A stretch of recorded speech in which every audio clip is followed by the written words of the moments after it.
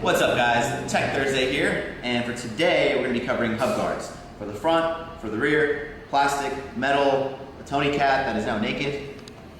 We're just going to dive right in. First off, there's a lot of different hub guards. They come in a lot of different shapes and varieties. They all do the same thing. They're going to protect your hub, and they're also going to help you slide further. We have plastic, and we got metal. Most of these are steel. The perks of steel is that it's not going to bend as easy or get warped up like the plastic does. Metal grinds, so it doesn't slide like plastic does. So if you have plastic pegs, oftentimes you want to also have plastic hub guards, just so you have that real smooth slide through everything. All right, so the Primo Pro wheel actually comes with both hub guards. As you can see, this is the non-drive side guard. What this means is that it's going to be a solid piece of plastic. These either usually clip on, or you can just kind of shove them on, and they're going to go on your dropout. All right, so oftentimes when people run hub guards, they'll notice that the frame doesn't quite fit as nicely.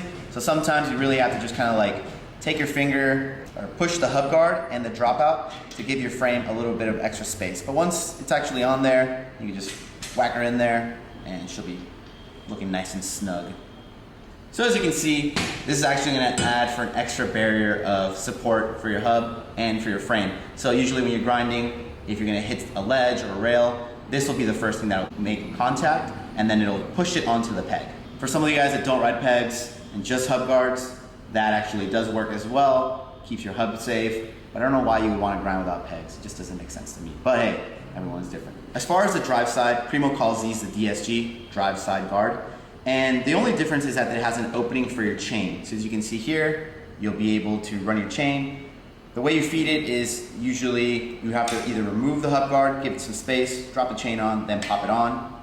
If you're cutting your chain sometimes, when you're adjusting it, the cool way is that you can kind of feed it in and then spin the actual driver and then pull the chain out, and then you can adjust it.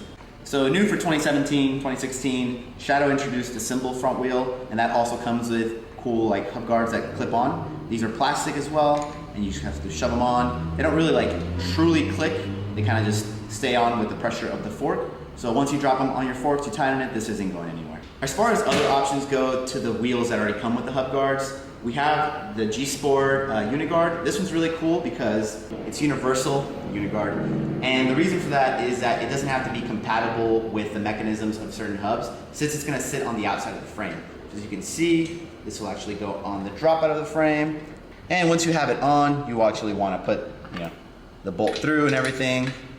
All right, so basically it'll just sit up against the frame and it'll still protect the hub guard without having to be the full piece of metal that'll wrap around the actual dropout or the hub. And they're pretty light, and again, they're steel, so they're not gonna bend as easy or break like plastic does, but they're not gonna grind as smooth.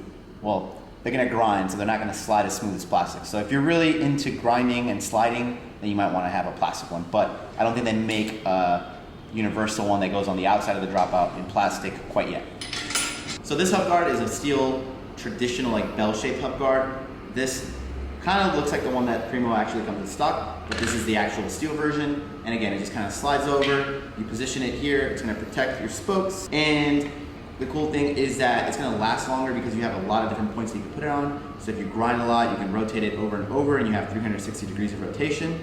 When you have ones that are a quarter or half, you obviously have half the amount of positions you can put it in. These ones are cool again. They have a nice smooth shape, so when you're grinding, if you go too far in, you'll see that the shape is actually again, bell shape. So that'll push the actual grinding surface back onto the peg. So if you go on a rail, you land on the hub guard, this will disperse your actual grinding ability onto the peg where you really want to grind. You don't really want to be grinding on your hub or your guard.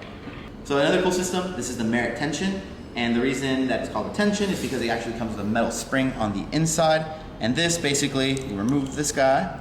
With the Merritt tension, you just basically put it over the hub, you put it on the spokes, and then you grab your tension piece. You're gonna have to feed it through the back, and this will clip on and hold in place. This is really cool because it means that it's basically universal. It'll fit on most low flange front hubs. Usually for front hubs, the Merritt and the G-Sport Gland seem to work really nicely. And again, they're universal, so that's a perk. And since they're plastic, they're very cheap and inexpensive. The G-Sport Gland works a little differently. Similar concept, you kind of put it on any front hub, but then you can either use a zip tie, which you just put through, feed it through, grab it through the back, pull it out and clip it, or you can use the shoelace technique. You have to weave it through the spokes. I've heard that people prefer the shoelace because it's less brittle than the plastic, after time, plastic will harden and it could break.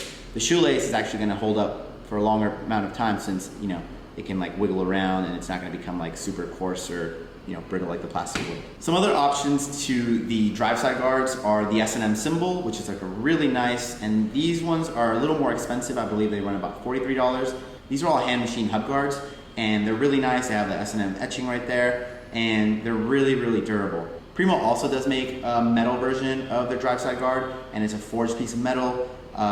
It's not as like nicely shaped, but it's still really good. And for if you want bang for your buck, you can go with the Primo one. Last but not least, we have kind of like the hybrid, which is usually a metal inner piece and a plastic outer piece for the guard. This usually pushes up against your lock nut on the rear, and then the plastic piece slides over, and then you can use it for a long period of time. Once these break or are worn, you can just replace the sleeve. So that's a really good perk. The cool thing too is that since it does have metal on the inside, it's gonna hold up, and since it does have plastic on the outside, it'll slide really nice, and then you can just replace it pretty inexpensively. Rant also makes a hub guard that threads on. The problem with hub guards that thread on is that when they do thread, sometimes they're replacing the lock nut, or they're gonna push up against the existing lock nut, and all hubs are different. So if you get a Rant hub guard, you're gonna wanna use a Rant hub. A Rant hub guard might work with the shadow wheel, but I'm just using this for the demonstration. But usually these, you have to remove the actual female lug here. Once you remove the cone nut, there'll actually be some threads here, and this will thread on. Since this is a female non-threaded front hub, this actually doesn't work, but I just want to demonstrate that these actually are pretty cool because, you know, they will thread on, they're not going to move, and they're metal, so they're not going to break or bend. They're pretty sturdy little guys. So this animal hub guard is really cool. It's also a hybrid, much like the plastic on the metal hub guard. This is actually an aluminum inner piece with a steel outer piece. And the reason that this is done is that the aluminum piece on the inside will save some weight, and the steel piece on the outside will actually be a harder metal. It'll grind nicer, and then if it gets worn, you can replace it. The aluminum will stay intact, and it pushes up against the hub as well. And all in all, it's good for weight savings, and then you can have the steel on the outside, again, to grind very nicely. All right, so I think that's gonna do it for all the hub guards and the variations thereof. All of them are there to do one thing, and that's protect your hub, keep it intact.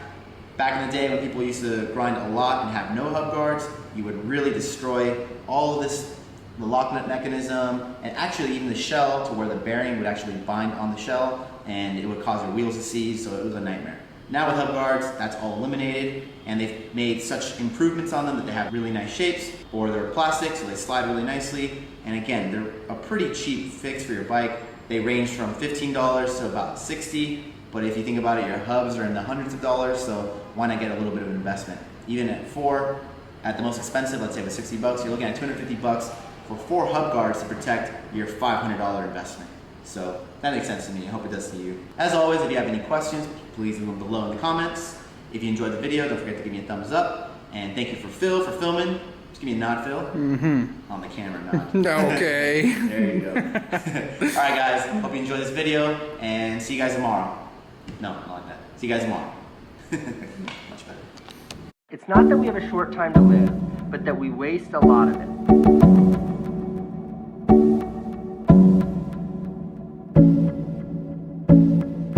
Not that we have a short time to live, but that we waste a lot of it.